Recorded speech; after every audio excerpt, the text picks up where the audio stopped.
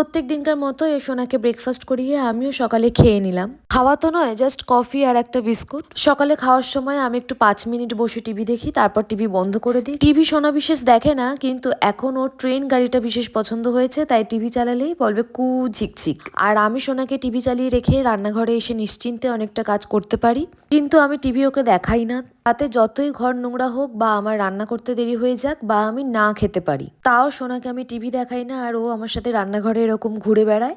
আর আমি সবজি কাটছি বলে ওরও ছুরি চাই, আর সোনাকে ছুরিটা দিচ্ছি না বলে ও ড্রয়ার থেকে বড় ছুরিটা বার করে আনলো। এই যে কখনো লন্ড্রি ব্যাগে রাখছি, কখনো কোলে নিচ্ছি, এইভাবে আমার সকালে রান্নাটা কমপ্লিট করে নিলাম। তারপরে দুপুরে খেয়ে দিয়ে চলে এলাম শপিং কমপ্লেক্সের পার্লারে, আর এখানে এসে আইব্রোটা করে নিলাম।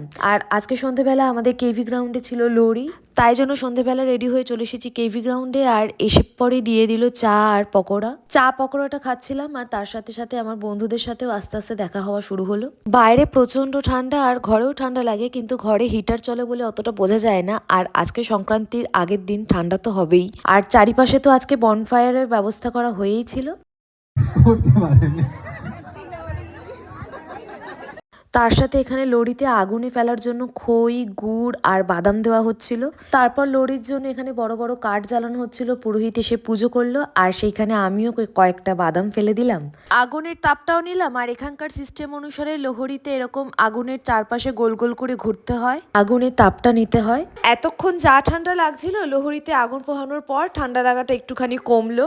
আর এইদিকে সোনা বাবা পুরো চারি জায়গায় ঘুরে বেড়াচ্ছে, ওর আগে পিছে তাকানো নেই যে কোন দিকে মা কোন দিকে বাবা। তারপর আমার সব বন্ধুদের সাথে দেখা করে নিলাম, আর এখন ডিনার করার পালা। আর ডিনারে ছিল মাক্কে দি রুটি আর সরসোঁ দা শাক, পাঞ্জাবিদের স্পেশাল। ব্যাস এটুকুই, টাটা।